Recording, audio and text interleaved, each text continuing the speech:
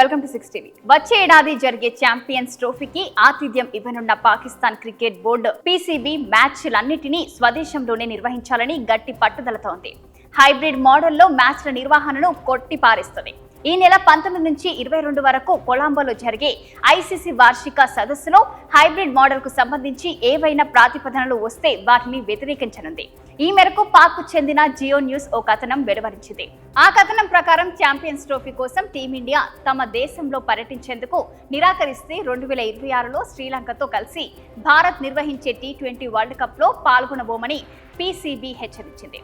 వచ్చే ఏడాది ఫిబ్రవరి, మార్చి మధ్య జరిగే ఛాంపియన్స్ ట్రోఫీ కోసం టీమిండియాను పాక్ కు పంపేందుకు బీసీసీఐ సుముఖంగా లేదన్న వార్తల నేపథ్యంలో పీసీబీ ఈ వైఖరి అనుసరించనుంది. గతంలో ముంబైలో జరిగిన ఉగ్ర దాడుల కారణంగా ఇరు దేశాల మధ్య ద్వైపాక్షిక సంబంధాలు దెబ్బతినడంతో 2008లో పాక్ కు జరిగిన ఆసియా కప్ తర్వాత టీమిండియా ఆ దేశంలో పర్యటించలేదు. అలాగే అప్పటి నుంచి ఇరు దేశాల మధ్య ద్వైపాక్షిక సిరీస్ కూడా జరగడం లేదు. ప్రపంచ కప్ లాంటి ఐసీసీ టోర్నమెంట్లో లేదా తటస్థ వేదికలపై జరిగే ఆసియా కప్ టోర్నమెంట్లో మాత్రమే ఇరు దేశాలు తలపడనున్నాయి.